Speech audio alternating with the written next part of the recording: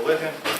Дякую всім, хто прийшов. Чергова лекція, гостьова лекція від магістерської програми з юдаїки Києво-Могилянської академії та Української асоціації юдаїки спільно з меморіальним музеєм Голокосту Сполучених Штатів Америки у Вашингтоні. І сьогодні радо вітаємо доктора Сета Бернстайна, який завітав до нас і прочитає, я не сумніваюся, цікаву англомовну лекцію Moving Agency, Jewish and non-Jewish migrants to and from Soviet Ukraine in the Postwar and early Cold War.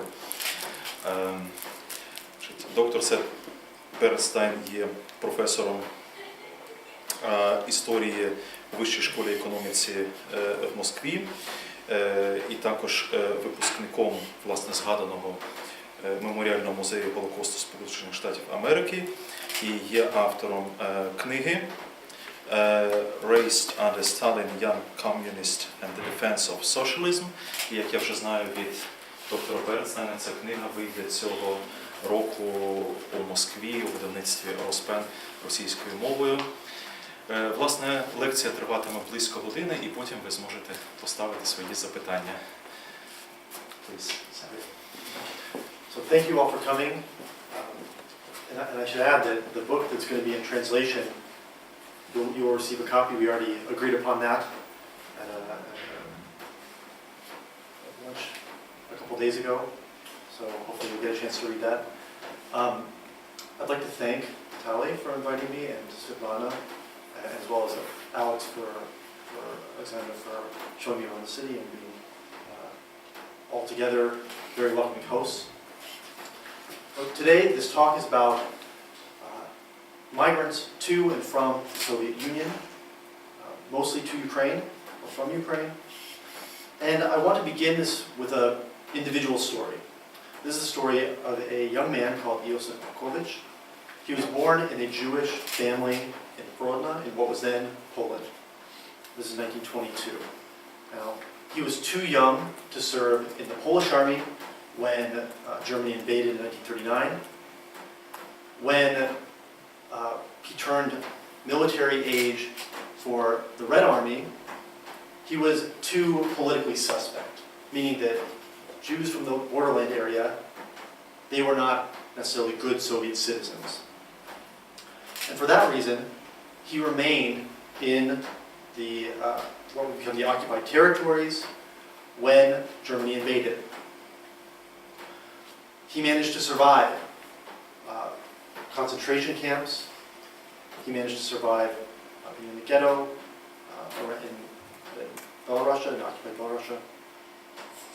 And he was eventually liberated around Prague by the Red Army. Soviet troops soon left him. They didn't say, you have to come home immediately. They said, do what you want. He was left with Russian, Ukrainian, Jewish displaced persons, people from other nationalities, roaming in the Czech countryside. And in fact, he joined a group of other Grodno residents, other Jews, and they started to extort money from ethnic Germans or beg it, depending on whether you think he is what version of the story you believe. This group of people, most of them decided they wanted to go to Palestine, what would become Israel, this group of Jews. Abkovich was the one exception. He said, I can't go to Palestine, even though he had already made good friends in the group. He said, instead, I have to go back to the Soviet Union. I have to go see my family. I have to make sure, see at least if they're alive. And thus he presented himself to the Red Army as a Soviet citizen, was sent to a filtration camp with a group of ethnic Slavic people, Ostarbeiter, people who were Eastern workers who had been forced laborers in Germany or German-occupied territories. Soon he was sent to Donbass as a member of a labor battalion. After he passed political verification, he became effectively an indentured servant, meaning he was tied to that workplace in Donbass indefinitely. He didn't actually get to go to Grodno after the war. Instead, he took leave from Donbass after several months made his way to Rwanda and found out, of course, that everyone had perished during the war. Now, I like this story. I think it's fascinating, not only because it has these elements of tragedy and irony in it, but because Apkowicz crosses so many categories. He was born a Polish Jew, but by the end of his life, he became undeniably Soviet. The interview that this information I have comes from, in this interview, he is clearly a Soviet citizen. Yet when he returned to the Soviet Union, he was treated as though he was an Ostarbeiter. He was a repatriate in Soviet terminology. What is most interesting about Apkowicz's story to me is the avenues his different identities could have opened. So Apkowicz actually could have gone to Palestine, right? He would have gone via Italy or, Germany, but he did not do that. He could have gone to Austria. He could have gone to the western zones of Germany and become an anti-communist, someone who claimed asylum from Eastern European communist regimes, eventually making his way to Palestine or North America, or staying in Europe. Even after he went to the Soviet Union, he could have claimed to be a Polish citizen and gone to Poland, and then repeated any of these steps, going to Germany, going to Palestine. Now, I could go through a half dozen or more of these different scenarios, the Apkowicz, alternate timelines. My point is the following, though. For people like Josef Apkowicz, returning Ostarbeiter and Jewish migrants alike, the end of World War II and the beginning of the Cold War presented dangers, it presented difficulties, and it also presented opportunities. This talk focuses not so much on the good and the bad of what being a migrant was like in this early post-war period. What I want to focus on is the way that post-war chaos and political conflict between states allowed or disrupted the dynamics between states and individuals as migrants to and from the Soviet Union. Now I'm focusing on two scenarios here, two main scenarios. The choices of Ostarbeiter, who either returned or didn't return to the Soviet Union. So why did they go back? Why didn't they? And maybe more importantly, the ways that they were able to avoid return. And then the interactions between Jewish migrants and Soviet state migration campaigns. The various identities that Jewish migrants could take on, and the ways that the Soviet state interpreted these identities. Okay. Although these episodes have different categories of people and occur at different times, although they are overlapping stories in some ways, they're united by more than their interaction with Soviet rule. Previous scholarship has tended to focus on the ways that states have repressed migrants, or conversely, the ways that they have been very lenient towards them. Now, I know a lot about that aspect of the story, and I'm happy to talk about that at length during the question and answer if that's interesting. But what I want to focus instead is on the choices that they made. This is why I called this talk Moving Agency. Agency and migration. Agency meaning to be an agent of your own fate. That they had a choice, that this early Cold War period gave them more avenues for action than they would normally have had in a peacetime period. This is based on newly declassified sources and interviews with returnees, and it undermines the idea that the Soviet government's outlook was universally repressive. But more importantly, it shows that the Soviet government couldn't even classify people in an organized enough way, couldn't systematize them in a way that would allow them to either send them back or send them out necessarily. At the same time, the conflicts between post-war states provided post-war migrants in this period an opportunity to play on this ideological conflict, especially between the United States and the Soviet Union.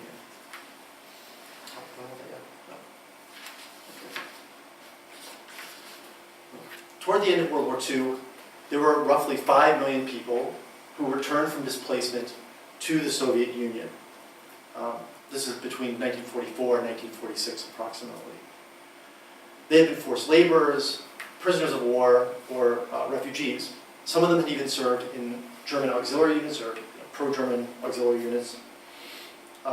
Whether that was by compulsion or conviction is a matter of debate and individual cases. Regardless of their wartime experiences, they were all supposed to be repatriated, according to the Yalta Treaty that was concluded between the United States, the United Kingdom, and the Soviet Union. Now, the reason the Allies did this, of course, is because they wanted their own soldiers back who were on Soviet soil. These are people who had been captured by the Germans, and it was something like a hostage situation. And for this reason, this moment has become remarkably controversial. Controversial in Anglo-American literature in particular. So most commonly, there's a Russian-British historian and public figure named Nikolai Tolstoy, who termed these people, the returnees from occupied Europe to the Soviet Union, the victims of Yalta. He conceives of this return as being synonymous with repression. So people came back and they were immediately shot under the docks of Odessa, or they were immediately put on a train to the Gulag, if not sent by foot in the middle of winter. And this idea gained traction in the West. In fact, during a spike in Cold War tensions in the 1980s, the United Kingdom tried to buy out its guilt, but also dig at the Soviet Union by putting up a monument called 12 Responses to Tragedy, which is 12 faces of Ostarbeiter, or prisoners of war, who were sent back. It's supposed to represent these 12 faces. And it's actually very prominently located in London. It's outside the Victoria and Albert Museum, if you know where that is. So I'm just happy to discuss what my archival findings can say about this thesis that everyone came back and was repressed. In short, it dispels that notion that everyone was repressed, but it confirms the notion that many people were repressed. But more important for our purpose is that this idea of the victims of Yalta, it fetishizes, it overemphasizes state power. It assumes that the state was all powerful in sending people back. So, the British government says you have to go home, and everyone goes home.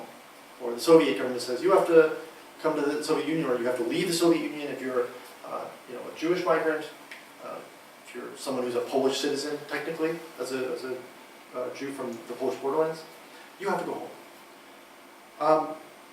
Tolstoy writes, like men coming out into glaring sunlight after confinement in a subterranean cave, the Russians, and of course he ignores that the majority of returnees to the Soviet Union, or not the majority, but a very, very large proportion were not Russian. They were in fact Ukrainian and Belarusian.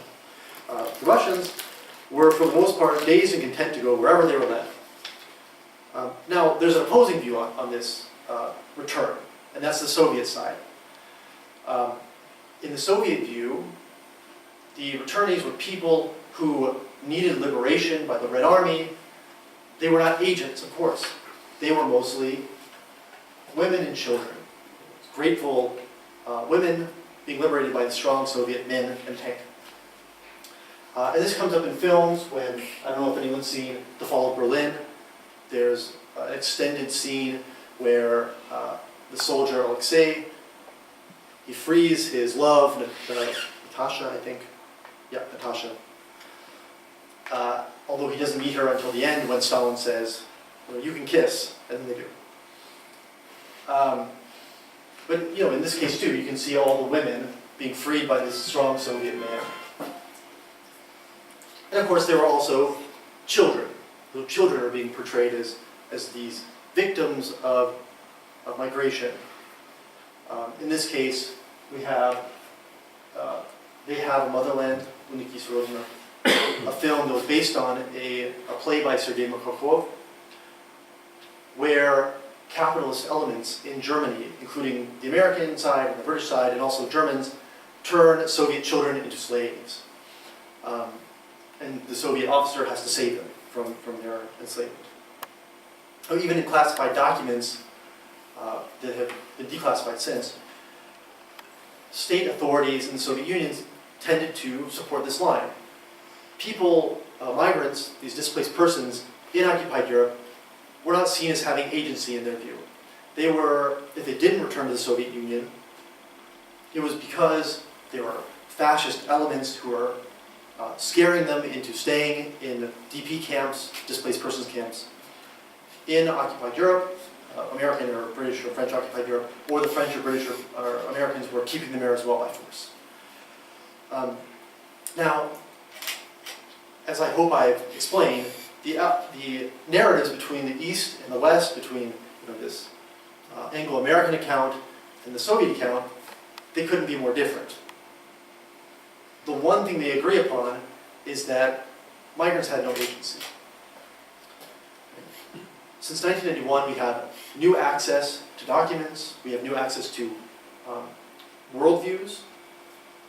People can give their personal stories that contradict a lot of what was thought before. In these materials, displaced persons speak for themselves, either in the ways that they said things to Soviet administrators, or wrote things that were picked up by the censor or by secret police that we had no access to before, or it's through interviews where they say how things really were in their view. All of these materials show that displaced persons in this period, Soviet displaced persons, returning to the Soviet Union or not returning, viewed this as a choice. Now, it was a choice with complications, with problems often, but it was a real choice. Sergei Bogdanov, who was liberated near Magdeburg in 1945 by American forces, had a very up-close and personal encounter with this choice. Magdeburg is on the very eastern part of Germany that was liberated by the Americans. It was going to be sent over to the Soviet Union, so there was a change in the zones. It was going to become part of the Soviet zone in July 1945. Bogdanov said, we, Soviet citizens, felt that there was an unstated choice between ways of life, Western or Soviet. He could have left with the American troops. He chose to stay. There was no one with a gun telling him to go back east. Now, the choice to return had dangers and it had different possibilities for different groups of people. Some people had easier paths. Rumors and others had better reasons to want to avoid repression, of course. Rumors about the impending repression of all repatriates were overblown, but nonetheless were ubiquitous throughout the occupied territories. Everyone had heard, if they didn't, they may not have believed it, but they had heard at least, when you go back to the Soviet Union, you will not go to your home, you will go to Siberia or to the far north. Now, these rumors were well-founded in many ways, especially for certain groups, for example, people who had been repressed in the 1930s or had relatives who were repressed in the 1930s, and people who had been captured by the Germans or other enemy groups who were prisoners of war. They were particularly suspect and were disproportionately repressed. Now, there are other groups that were almost certain to be repatriated, though. So these are one of the groups that was almost certain to be repatriated. These are it's the Cossacks who fought with Germans. They were actually not from the Soviet Union. They had left after the Revolution and Civil War. But they fought with the Germans, and then they were captured and sent back by force to the Soviet Union. And there are some groups like these, primarily prisoners of war, who had absolutely no choice. They were sent back by force, and often with fairly extreme violence. Nonetheless, there were a variety of tactics, even for people like this, to avoid repatriation, to construct different identities for themselves, and to stay in Europe, or conversely, to construct an identity that would allow them to come to the Soviet Union. And one factor that allowed displaced persons to avoid repatriation was conflicts between the USSR's idea of what a Soviet citizen was and the Western Allies' interpretation of what a Soviet citizen was. According to the Yalta Agreement, all Soviet people were supposed to go back, but the United States saw this as not including people from the Baltic republics and eventually Western Ukraine. Now, even though this understanding did not apply to all Soviet groups, almost all Slavic Soviet people could take advantage, and Jewish Soviet people could take advantage of this understanding. So, if you came from this area, or this area, you didn't have to go home, according to Anglo-American and French forces. Now, denying one's place of birth or one's citizenship, it required some knowledge and some assistance. Some displaced persons simply told Allied officials, I'm from Lviv, and they provided fake biographical information. They had to know a little bit about the area. One repatriate in Ukraine told the secret police informant, he did not know he was an informant, he told them later with a lot of with chagrin, he was fairly sad about it. If you came to Germany during the war, in all the Allied zones, all you had to do was tell the American officer that you were from Poland, and they would allow you to stay there. Amid the chaotic aftermath of war, Allied and UN Relief and Rehabilitation Administration, this is the refugee organization that was first founded by the UN, these authorities had difficulty verifying claims about who was from where. Non-returners often found help from national committees, so Ukrainian nationalist groups or white emigre groups, people that had come from Russia, the Russian Empire after the Civil War. And these national communities were quite important for the UN and for the American and British forces, precisely because they had very little understanding of how to deal with these displaced persons. They didn't understand these groups. Maybe they didn't have the language, or they didn't have the language in some cases, or really a cultural understanding. So they really relied on emigres. And these local groups were often willing to provide cover, meaning they were providing documents or stories for these people.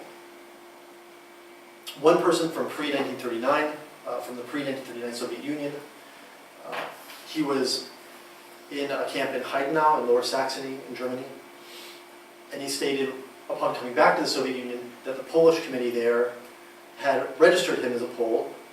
When he said, I don't want to go back to the Soviet Union, they said, fine, you are a Pole now, you are Polish.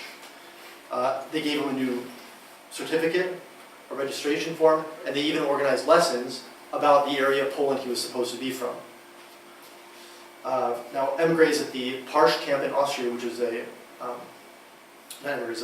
repatriates at the Parsh camp in Austria, met a large emigre population who had kept their stamps from the Russian All-Military Union, which is a major emigre organization. So they had kept their stamps and all their papers, and they were just handing it out to people when they asked for papers that would allow them to stay in Austria rather than to go back to the Soviet Union. Now, out of ignorance, sympathy, or indifference, Allied and camp authorities might accept even the crudest of these documents. I found a case that's quite extraordinary. In January 1946, one of the Soviet repatriation officials was driving around, and he found in Würzburg, in the American zone of occupation, 2 Soviet citizens. They were dressed as Red Army officers, and they claimed to be repatriation officials like him. He didn't know them. This is it's not the biggest group of people. And when he tried to arrest them, to stop them and check their papers, they pulled weapons, he pulled weapons, a firefight ensued. One of them was wounded he was given heavy wounds. And he found a self-made pass on their bodies. It said, Ivan Shukov, lieutenant in service of military school in the town of Libau, worked as a commander in camps of Russian prisoners and workers between Würzburg till Aschenburg and Frankfurt. And it's intentionally broken English. They're writing in English. He has the permission to go to the Russian general at Frankfurt and ask for an information. So, it's a form that no right-thinking Anglo-American administrator should accept, no one who's actually doing their job should accept, and yet they get away with it for several months while they're having fun in the American zone of occupation. Now there are other cases where we know about people who contested their status, who really did not belong to the groups from that were not Soviet territories according to American or British officials, from rejected cases by the UN. So there's a fellow named Stefan Gurov and his family who claimed to be stateless, meaning they were from the borderlands in Ukraine, they claimed to be from Lviv, and therefore they were eligible, according to them, for rations from the American zone, for lodgings in this displaced person camp, for everything that any other displaced person should have. And in fact, the DP, the Displaced Person Screening Board, found that no, they're not from Lviv, they're from Russian Ukraine, meaning the pre-1939 borders. Now, in 1945, someone like Gurov might have been forced to repatriate. Right? The American forces might have said, you really are from the Soviet Union, you have to go home. But by the spring of 1946, officials essentially let him go. Right? And the rare exception being, if you would serve with the Germans, the American and British forces were not so sympathetic, and they might force you to go back by 1946.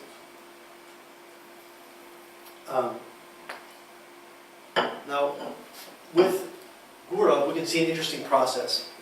This is something that you may have met in the works of Tara Zara, or if you've read more theoretical works of Rogers Brubaker, where there are shifting frameworks for nationalities.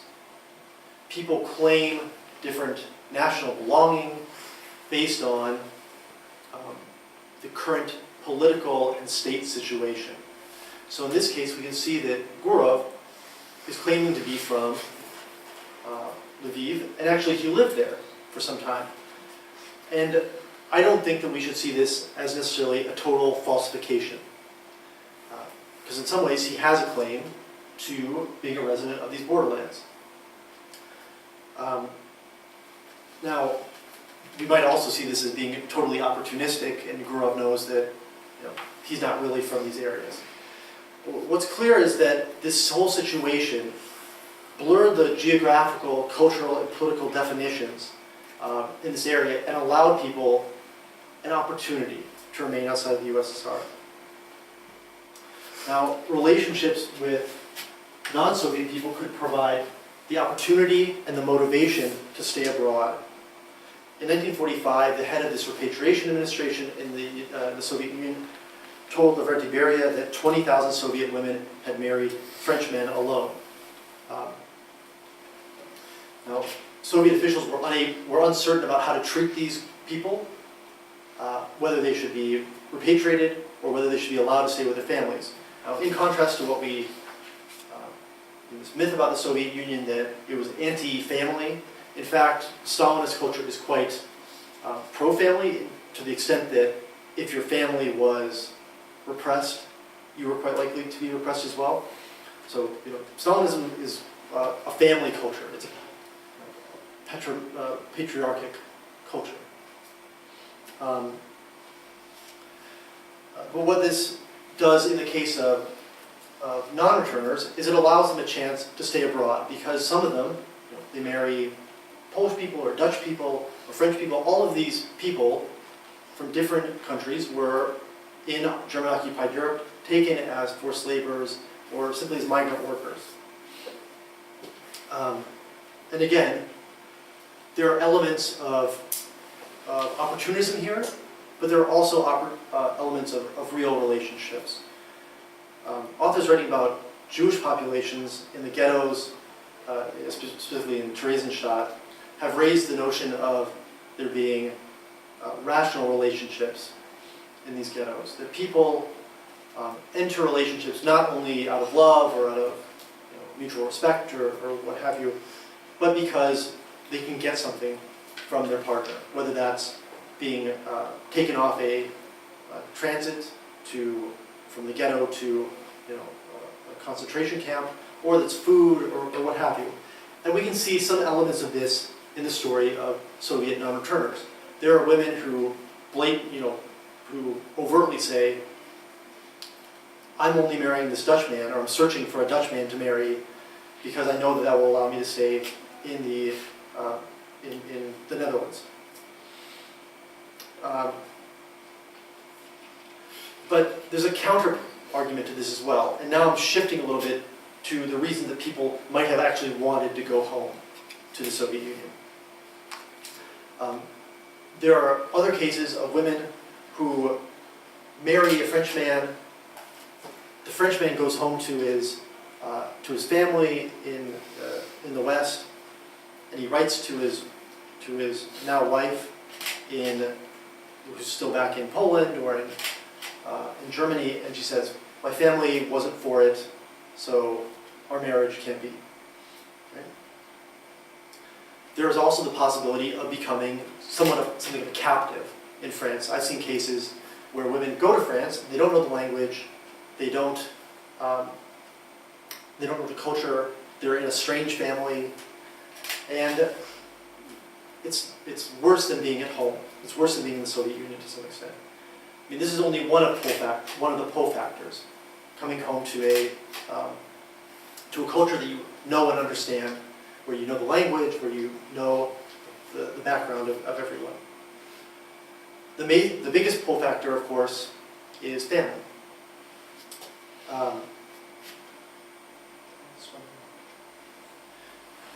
There's a memoir by Ivan Tvardovsky, who's actually the second most famous person in his family. So his brother is the famous poet, Tvardovsky. And he found himself in Sweden after the war. He'd been taken prisoner by Finland, and then he made his way to Sweden, where he set himself quite nicely as an artisan. Even though he had a good job, he was very comfortable in Sweden, he decided to come home because he had a wife, 2 kids, and unfortunately for him, immediately after coming off the boat in Leningrad, he was arrested.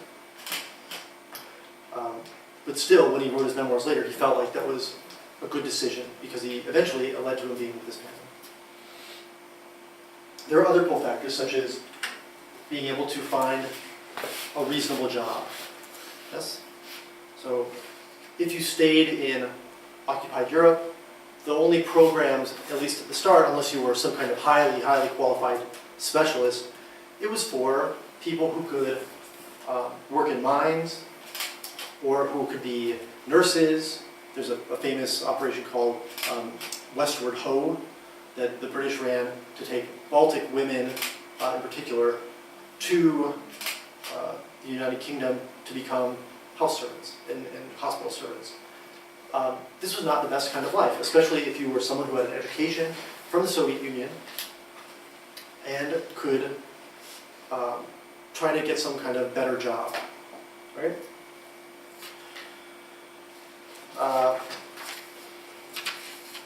Now, a final reason that people pointed to, especially Soviet official propaganda pointed to, was love of the motherland. People came to the motherland not because of their mothers, but because of their patriotism. Now, there are some accounts that confirm this or back this up to some extent. Marvin Clemay, who was an UNRWA employee, this UN employee, recalled, and he was very anti-Soviet. He recalled that Soviet displaced persons under British control decorated their camp with red banners and paintings of Lenin and Stalin, and that as they departed from the Soviet zone, he said, one would have thought that all these folk were on a glorious holiday or picnic of some sort. They were laughing and singing and yelling. Now, there's good reason to be quite skeptical about what he saw. As you might expect, people who are coming back often played up their patriotism so that, because they anticipated that they would be repressed if they did not show these kinds of signs, right? But I think it's a mistake to underestimate the acuity of displaced persons on the whole. So they showed their patriotism, or they were aware that they could end up in a loveless marriage abroad, or they were aware that they could end up working as a janitor rather than as a factory manager or some kind of specialist job. Now, within the constraints that I've talked about, so the constraints of being able to plausibly deny that you are from a certain area of the Soviet Union, to plausibly say that you are from a different place, to plausibly enter a marriage with someone, or simply to be smart enough to disappear with to forge some kind of document that says, I belong in the American zone of occupation. Soviet displaced persons believed they had a choice, that they could stay. Now, mostly I've been talking about the year 1945 here, when the Western Allies were implementing mass repatriation, and they were implementing because they didn't really want to deal with a lot of refugees. American and British forces actually wanted to get rid of as many Soviet people as possible from their zone, so they didn't have that many mouths to feed.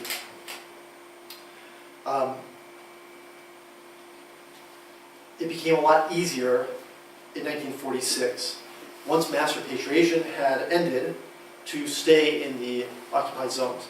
And part of the reason it became easier is these Cold War tensions had risen. The Allies increasingly refused to cooperate with Soviet forces. It didn't matter if someone was from,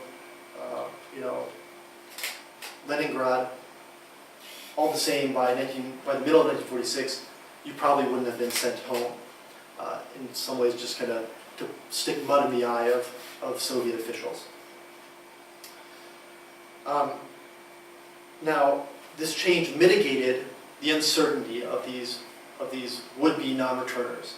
It made the choice to return much less dangerous.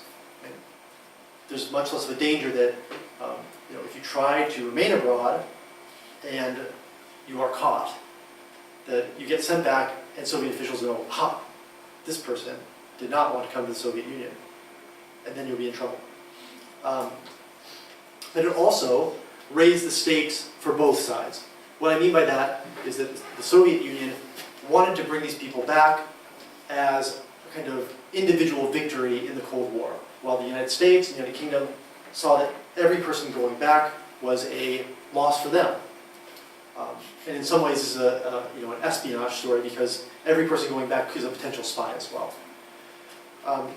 Now, this decision even applies, by 1948 especially, to Soviet displaced, Jewish displaced persons who become part of this tally for both sides. But only to some extent. And what I want to do in the second part of the talk, is to grapple with why Jewish migrants, so I've been talking mostly about Ukrainian, Russian, and to some degree Baltic peoples, why Jewish displaced persons, who in theory the Soviet Union could claim just as much as a Baltic person or as a Ukrainian person, why they weren't Soviet citizens per se, and to what extent they were a Sovietizable displaced person. Now, in the first years of the Cold War, in the first years after World War II, hundreds of thousands of Jewish survivors went west from Eastern Europe. And there's a new book about this, perhaps you've seen it, called Sheltered from the Holocaust, edited by Mark Edelay, Sheila Fitzpatrick, and Tina Grossman. It's a really a quite nice volume about a little studied issue. Many of these Jewish survivors came from Central Asia or from deep in the Soviet Union, where they had lived and survived German persecution. Now, Jewish people totaled roughly 1.5 million before the German invasion in 1941 in the areas the Soviet Union occupied between 1939 and 1941. Alongside ethnic Poles, they were often persecuted by Soviet authorities. Many were deported to Siberia and Central Asia. Others were even arrested as enemies of the people, and somewhat perversely as German spies even. At the same time, people like Abkovich and his family, the person I began this talk with, they had probably assumed that they were actually being saved from Soviet persecution when they were not deported. Now, the irony is, of course, that the people who were sent back were much more likely, or who were deported, were much more likely to survive the war years than those who remained in that area of Eastern Europe. Mark Edelay, one of the editors of the following, finds that somewhere between 150 and 385,000 Jewish people, Polish Jews, escaped Nazi genocide through repression by the Soviet Union, or by fleeing themselves into the Soviet hinterland. Now, these people, after the war ends, the chaos of the end of the war, so this very fluid situation where it's unclear where borders are and it's unclear who can live where, as well as Soviet indifference, allows these people to go westward, to go back to Poland or wherever they're from. Although many Jews appreciated that the Soviet Union, their experience in the Soviet hinterland, had saved their lives, they understandably did not want to stay in the USSR, especially that applied to those who had faced repression. In the late war and early post-war period, migration to the USSR and from the USSR was very hard to control.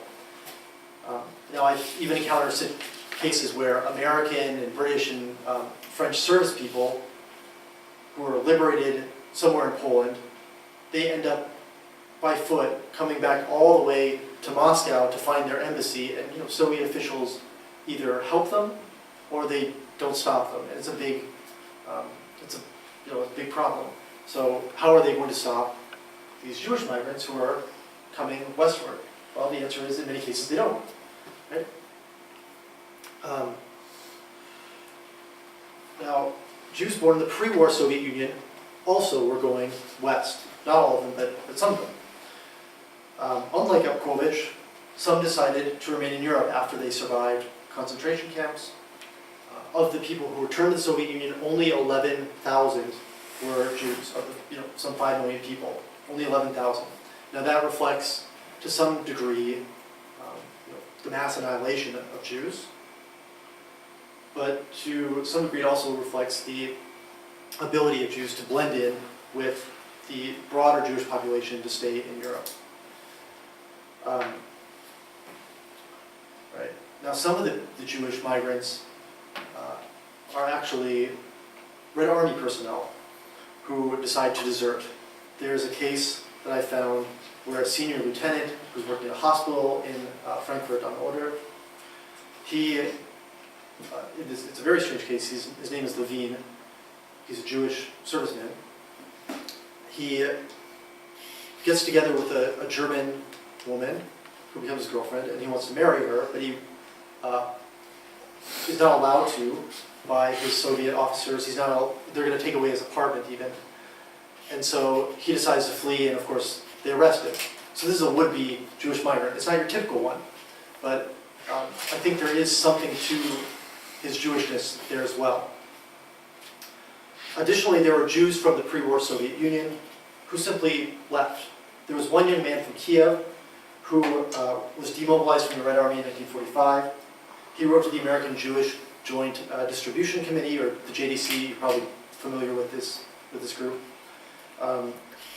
They have a really large archival collection of letters from Soviet and Eastern European Jews. He wrote to them saying that he came home, found one alive in Kiev, and I had a chance to go to Poland. I went there. So, it was as simple as that for him. An analyst who was working for the JDC, he looked at all these letters and he assessed Soviet policy towards out-migration as surprisingly lenient. Now, the major migration of Jewish, Soviet, Polish Jews out of the Soviet Union actually comes with this Polish-Soviet population transfer. In 1945, Poland and the Soviet Union concluded an agreement that sent Ukrainians from Poland to the Soviet Union and sent Polish people, Polish citizens, which could include Jews, from the Soviet Union to Poland. According to some historians, as many as 1.5 million people left the Soviet Union as part of this exchange. This included even people who had taken Soviet citizenship or had served in the Red Army. They were allowed to renounce their citizenship and take Polish citizenship. That's how much the Soviet Union did not want to have Poles and Jewish people, or was willing to allow them to leave. Right? And in fact, they were able to take non-Polish or non-Jewish spouses, children with them as well.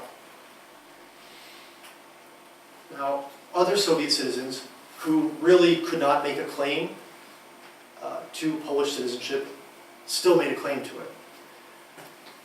There was a similar action to this Polish-Soviet pact with Romania after World War II. In this agreement, people from Chernihiv province were allowed to go to Romania. This is primarily Jews. This is more than 10,000 of them, in fact, are allowed to go to Romania. What happens with this campaign, of course, is that there's mass corruption. Soviet Jews who want to go to Romania, or I suppose probably just want to leave the Soviet Union, they bribe the officials in charge of it. They bribe not only with money, but with new shoes, which apparently worked, to get false documents saying that they were from this area and were eligible to be sent to Romania.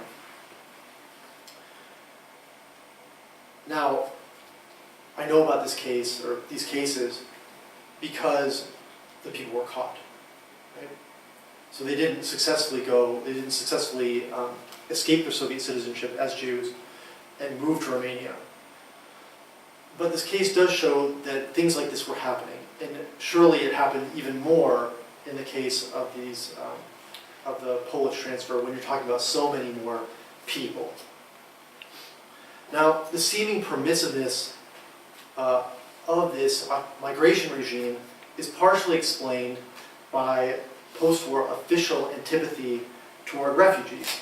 In 1945 in particular, when the war is coming to an end, or it's not even at an end, it's really hard for these occupation armies to deal not only with refugees, or refugees not even in the first place, but with fighting Germany, with occupying the former territories, with creating some kind of order, with restoring basic infrastructure.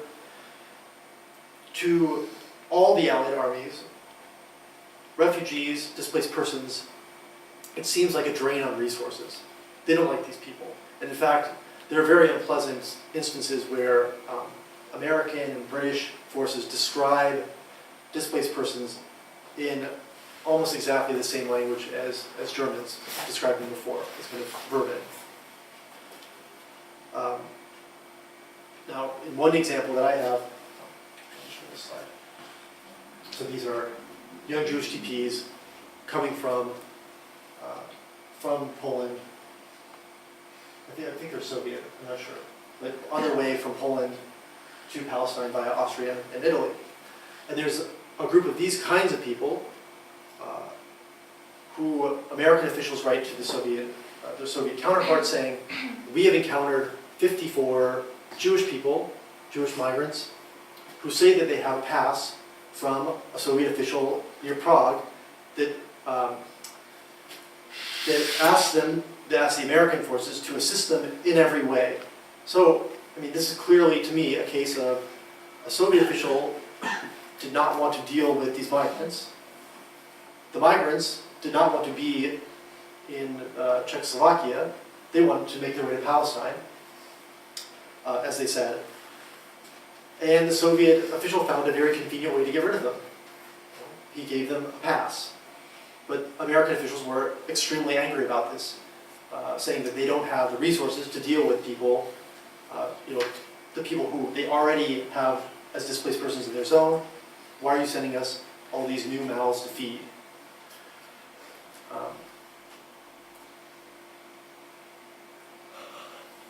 Now there's also evidence that the Soviet Union, the Soviet officials, were indifferent to Jewish migration in particular from the Soviet Union. One is particularly struck. I've read a lot of documents from the Soviet Repatriation Administration, and they almost exclusively are looking at people from the Baltic states, people from Ukraine, people from Russia, ethnic Russians, ethnic Ukrainians, ethnic Latvians, Lithuanians, Estonians, and so on. They consider these people repatriates, displaced persons who should be coming to the Soviet Union. They go to camp after camp looking for the slightest evidence that someone, that Stefan Gurov is not from Lviv, as he says, but he's actually from Russia and Ukraine. And they face extreme opposition. I've seen cases where grenades were lobbed at Soviet officials as they left the camps. Rocks were thrown at them. Some were beaten to within an inch of their lives, and they woke up 2 weeks later in a hospital. These are real cases that happen as they're trying to find certain groups of people in camps. While they're making these desperate searches, it's remarkable, they almost never look for Jewish displaced persons as Soviet citizens. Now, there's a counterexample that I think proves the point. In 1948, in July, there's a Soviet repatriation official, Colonel Kiriev, who's in the American zone of Austria, looking for people to recruit to come back to the Soviet Union. And with the exception of the Jewish camps, he had visited every camp in that zone, every displaced persons camp, Ukrainian, Baltic, 1 to 3 times. The Jewish camps he had never visited. And he only begins to visit them in 1948 because he's so desperate to get displaced persons to come to the Soviet Union. He has to fulfill the plan. Even repatriation officials have a plan to fulfill in the Soviet Union. Now, these Jewish displaced persons camps, they had more than 10,000 people. Of course there were people who were from this disputed borderland area. And Kiriev finds, optimistically, that when he showed the film, so they're going to these camps like this. There's a picture from an actual visit that one of these officers made. He showed the film Moscow, the capital of the Soviet Union. It's a short film, and when Stalin was shown in it, the Jewish TPs supposedly clapped and applauded until the guards told him to be quiet. So this gave Kiriev some reason for optimism. He also said that many Jewish people were now presented with the prospect of going to Palestine. It was becoming more and more of a reality that they would go to Palestine and then Israel.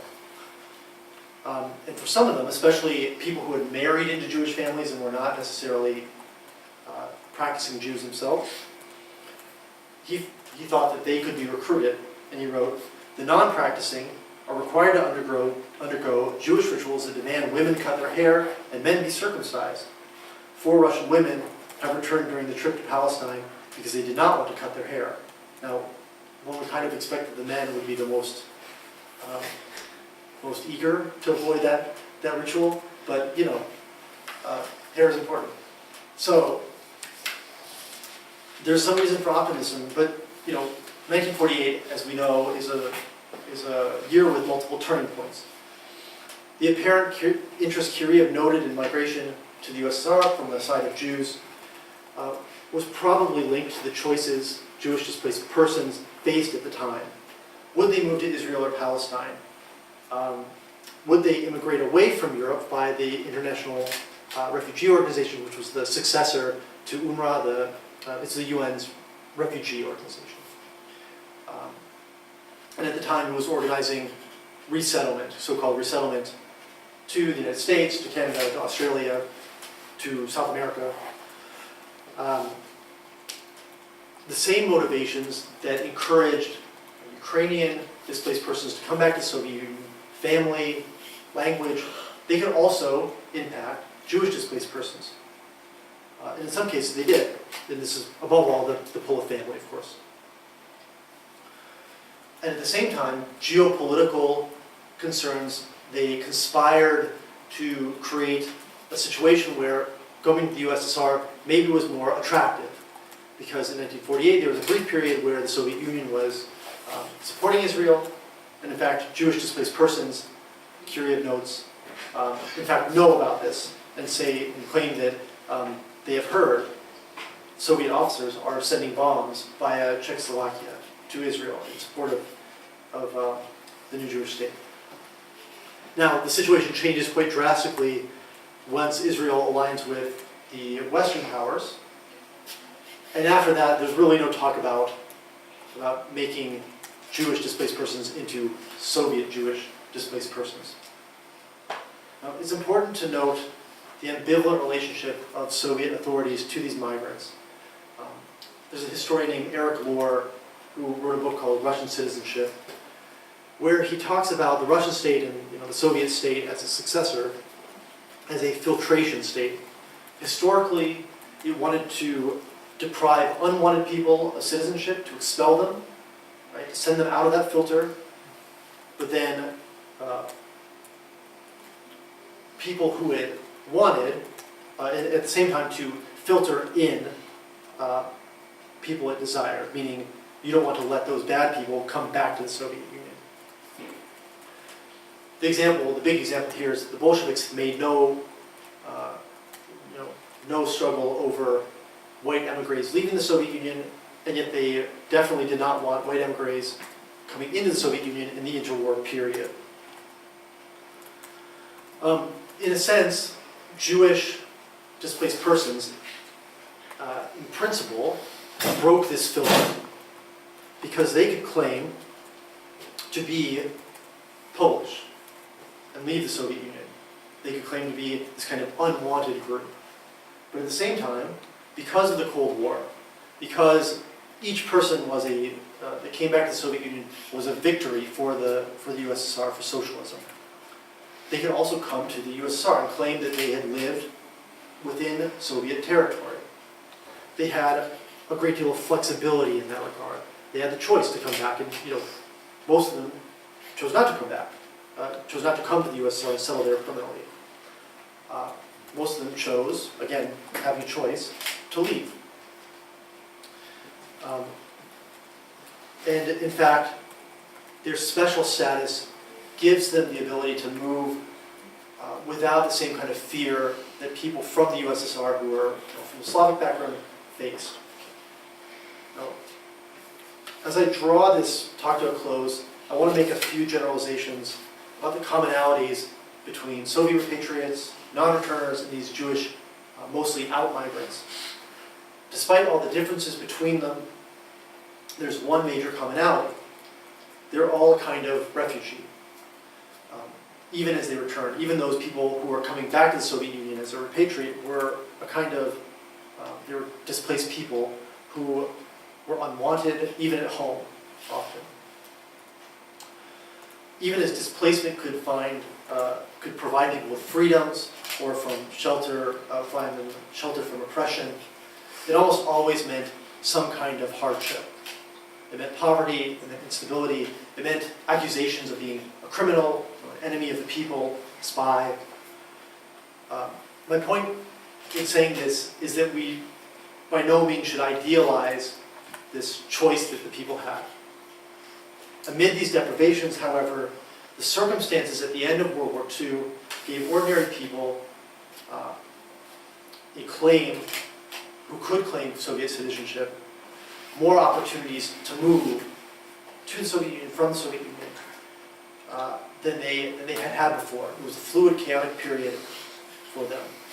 The array of cultural, territorial, and political identities that people could take after the war made it possible to make multiple plausible claims, to make one claim and then reject it, and make another claim even about their citizenship or lack thereof. Sometimes these claims were made based on false documents, false statements, but just as often they were about people redefining themselves. Someone claiming to be Jewish from Poland, or the same person claiming to be Jewish but Soviet, or our Gorov claiming to be from Lviv, which may actually be true in some ways. Now this post-war situation allowed this to happen two ways. First, the destruction of the war made documents very hard to verify and identities very hard to identify, while at the same time there was a tendency for occupation governments to become more and more competitive with each other, and for that reason to be more sympathetic to the migrants as this group that they could win over in the impending Cold War. Now, in studying the history of war and conflict, it's tempting to focus on the push and pull between powerful state agents. But the aftermath of World War II demonstrates how these conflicts can actually not show state power, but the absence of it, where it creates spaces for identities that can grant agency. Thank you.